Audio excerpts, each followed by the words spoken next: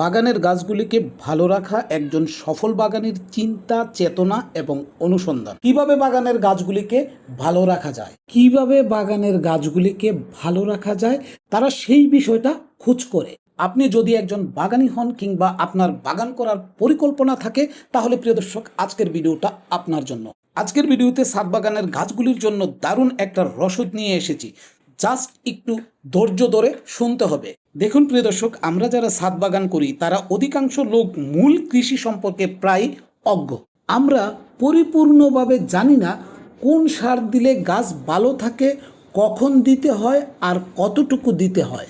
বাগানে দাঁড়িয়ে আমরা এটাও বুঝতে পারি না গাছে এখন কোন ধরনের খাবার দরকার, কতটুকু দরকার। ধরুন আপনার বাগানের গাছে এখন পটাশিয়াম, ক্যালসিয়াম, ফসফরাসের অভাব হচ্ছে, কিন্তু আপনি তাতে ইউরিয়া সার এনে প্রয়োগ করে দিলেন। এবার বলুন, এই ইউরিয়া সার কি আপনার গাছের পটাশিয়াম, ক্যালসিয়াম এবং ফসফরাসের অভাব দূর করবে, নাকি আপনার গাছের গোড়ায় নাইট্রোজেনের পরিমাণ বাড়িয়ে দিয়ে গাছটাকে মেরে ফেলবে? একটি গাছকে সুস্থ রেখে তার থেকে ফল বের করার জন্য একটি গাছের জন্য 17 থেকে 20টি খাদ্য উপাদান প্রয়োজন হয়, কিন্তু আপনি আমি কয়টার নাম জানি এবং কিভাবে এগুলি প্রয়োগ করতে হয় সেই ব্যাপারে জানি।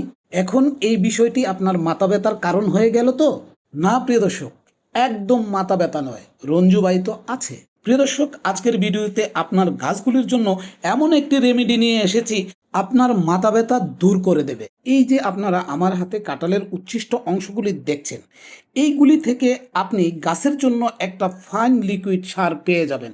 তো চলুন দেখা যাক এই কাঁঠালের উচ্ছিষ্ট অংশ পচালে আমরা কি কি লিকুইড সার পাই, খাদ্য উপাদান পাই। প্রিয় দর্শক, একটি গাছকে সুস্থ রাখতে হলে সেই গাছের জন্য 17টা পুষ্টি উপাদান প্রয়োজন, আর এই 17টা পুষ্টি উপাদান থেকে 13টা পুষ্টি উপাদান আমরা পেয়ে যাচ্ছি এই কাঁঠালের উচ্ছিষ্ট অংশ থেকে।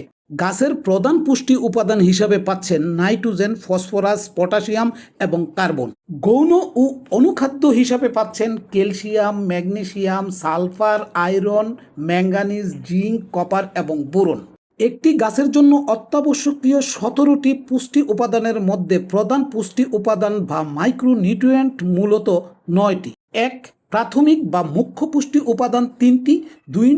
মাধ্যমিক পুষ্টি উপাদান 6। প্রাথমিক বা মুখ্য উপাদান 3টি, এগুলি গাছ সবচেয়ে বেশি পরিমাণে গ্রহণ করে, নাইট্রোজেন, ফসফরাস এবং পটাশিয়াম। মাধ্যমিক পুষ্টি উপাদান, এগুলি গাছ প্রচুর পরিমাণে গ্রহণ করে, তবে প্রাথমিক উপাদানের তুলনায় কিছুটা কম, যেমন calcium, magnesium, sulphur, carbon, hydrogen এবং অক্সিজেন।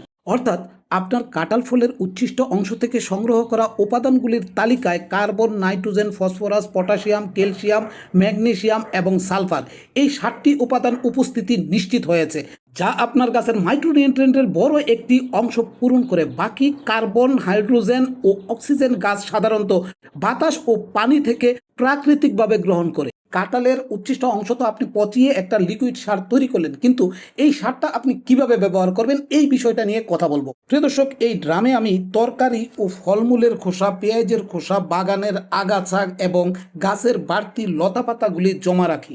আপনারা দেখতে পাচ্ছেন এইগুলি পচে কত রস বের হয়েছে। প্রিয় দর্শক, এই রস এতটাই করা যে কোনো গাছে সরাসরি প্রয়োগ করা যাবে না। এই রস ব্যবহারের উত্তম পদ্ধতি হলো 1 লিটার রসের সাথে 10 থেকে 12 লিটার সাদা পানি মেশাবেন এবং এটা ভালো করে মিক্স করে প্রথমে গাছের গোড়ায় থাকা মাটিগুলি একটু ভালোভাবে খুঁচিয়ে নেবেন, কারণ গাছের গোড়ায় অনেক দিন পানি দিলে উপরে একটা মাটির স্তর পড়ে যায়, যেই স্তরটা ভেদ করে পানি মাটির গভীরে প্রবেশ করতে সময় নেয়, কিন্তু দীর্ঘদিন টবের মধ্যে থাকা মাটিতে পানি দেওয়ায় মাটিটা এক সময় চেপে এসে টবের চতুর্পাশ দিয়ে ফাঁকা তৈরি করে। যেহেতু আপনার গাছের গোড়ার মাটিটা জমাট বেঁধে শক্ত হয়ে আছে, সেই জন্য পানিটা ভিতরে প্রবেশ করতে সময় নেয় আর ওই সময়ে ফাঁকা দিয়ে টবের বাহিরে বেরিয়ে আসে।